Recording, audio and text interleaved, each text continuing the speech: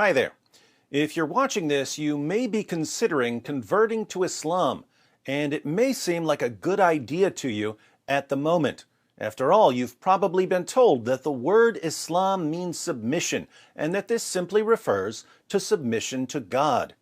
If you believe in God, why wouldn't you want to submit to Him? Makes sense, right? Not so fast. There are two main reasons you should slow down and think about this a bit more carefully. First, according to the Quran, you can only submit to Allah by fully submitting to all of the decisions of Muhammad.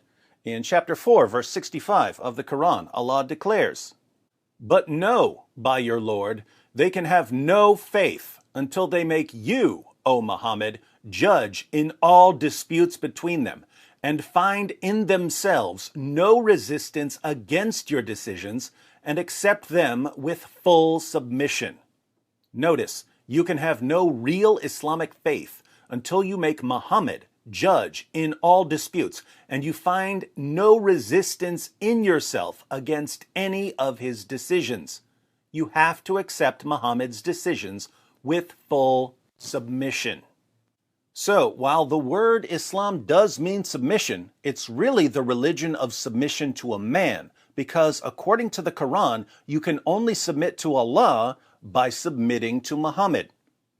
Who was Muhammad? He was an illiterate 7th century Arabian caravan robber and warlord. As a rule, before you unquestioningly accept all of the teachings of an illiterate 7th century Arabian caravan robber and warlord, you should really make sure you can trust him as a prophet. And that requires carefully examining his life and teachings along with the so-called evidences of his prophethood. The second reason you should proceed with caution here is that Muhammad ordered his followers to execute anyone who leaves Islam.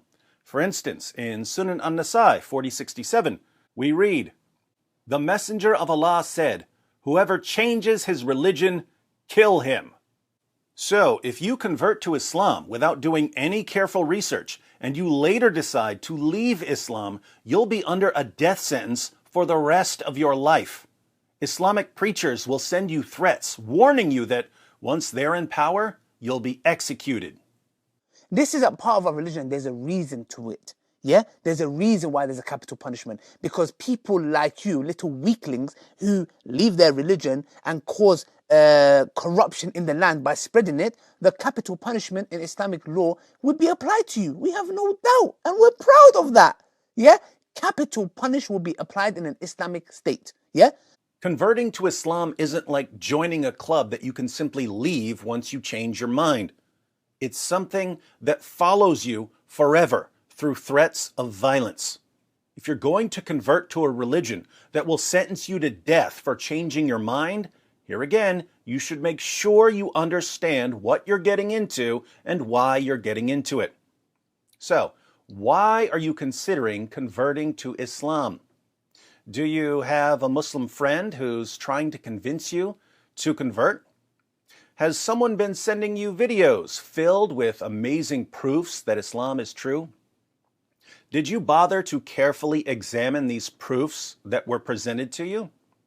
Did you look up the references?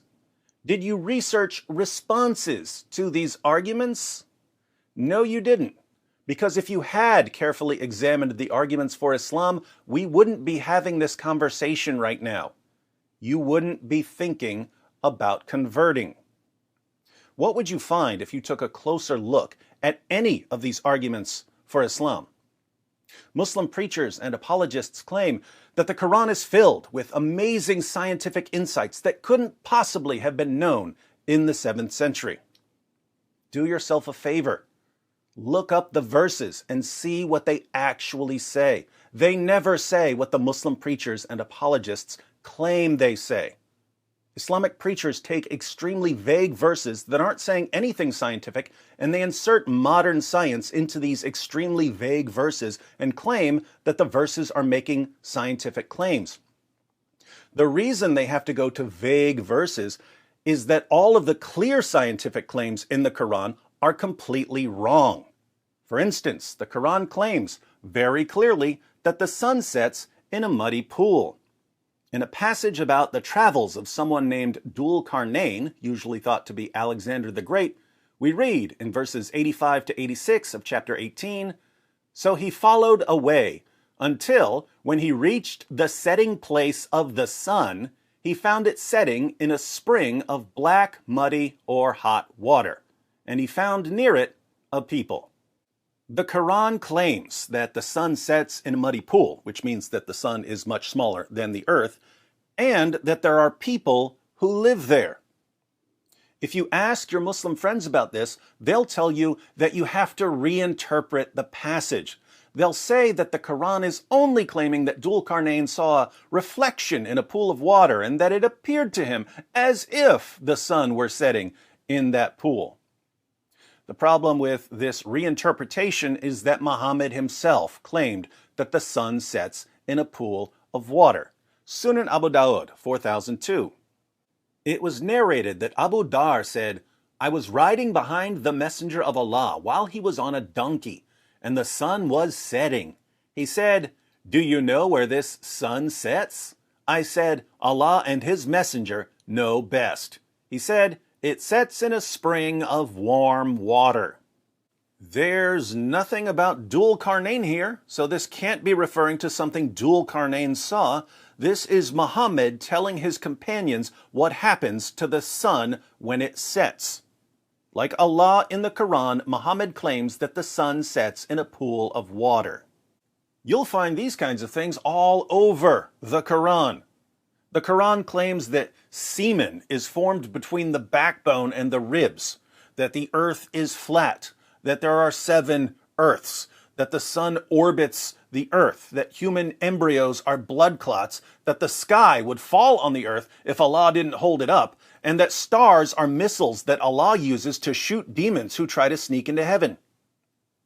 Did your Muslim friend bother telling you any of this? Here again, if you bring up these verses to a Muslim preacher, he'll tell you that you have to reinterpret them. Notice, you have to reinterpret all of the clear scientific claims of the Quran because they're all wrong. Then you have to insert modern science into hopelessly vague verses in order to get the scientific miracle. Is this a good reason to submit to all of the decisions of an illiterate 7th century Arabian caravan robber and warlord? Perhaps you've been told about the miraculous preservation of the Quran. There's only one Quran, perfectly preserved right down to the letter from the time of Muhammad.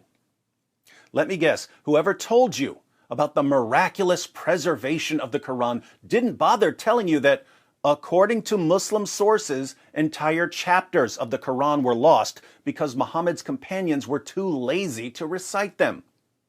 He didn't bother telling you that hundreds of verses were lost because the only people who had them memorized died in battle. He didn't bother telling you that verses were eaten by a sheep. He definitely didn't show you Sunan Ibn Majah, 1944. It was narrated that Aisha said, "The verse of stoning and of breastfeeding an adult 10 times was revealed, and the paper was with me under my pillow. When the Messenger of Allah died, we were preoccupied with his death, and a tame sheep came in and ate it." Those verses were part of the Quran. They're not in the Quran today. What happened to them? Muhammad's wife Aisha had the only copy, and a sheep ate it. So Allah couldn't protect the Quran from a sheep. According to Muslim sources, Uthman, the third of the rightly guided caliphs, had to burn countless copies of the Quran to cover up all the differences. And even that didn't work because there are still different versions of the Quran even today. Muslim scholars are now being forced to admit that there are different versions of the Quran. Today, most Muslims read the Quran in a text that is referred to as the Egyptian edition of 1924. But this is not the only text of the Quran that is read throughout the world. In other words, if you were to compare 2 printed Qurans, you're going to see differences between them.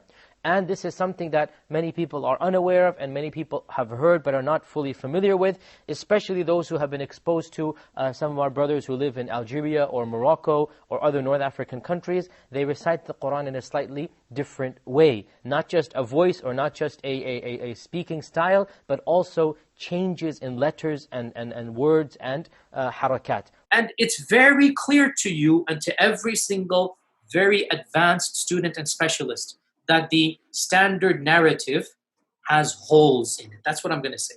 On what planet is this a good reason to make an illiterate 7th century Arabian caravan robber and warlord the ultimate authority on everything you think or do?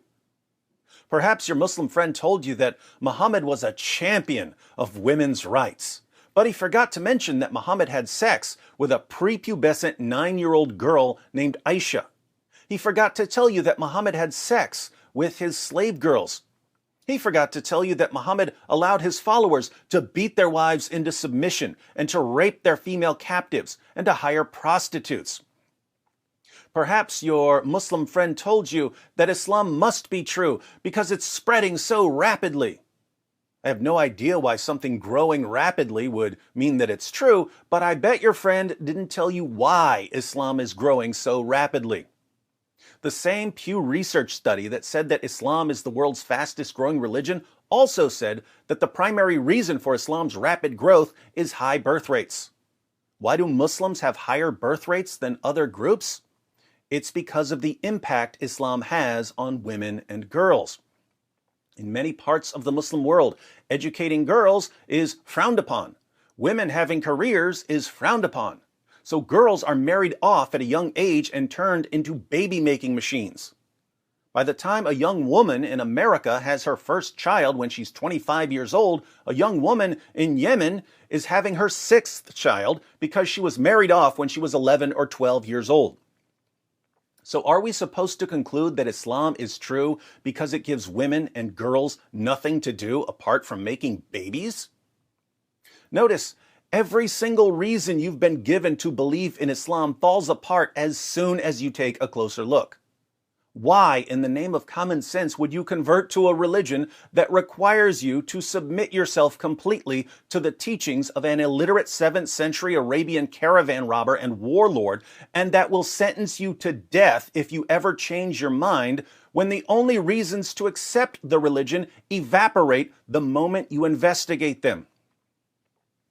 In case you'd like to carefully examine Muhammad and the Quran before converting, I've included in the description box some links to articles and videos on all of the issues I brought up in this video. But maybe you'd like a second opinion.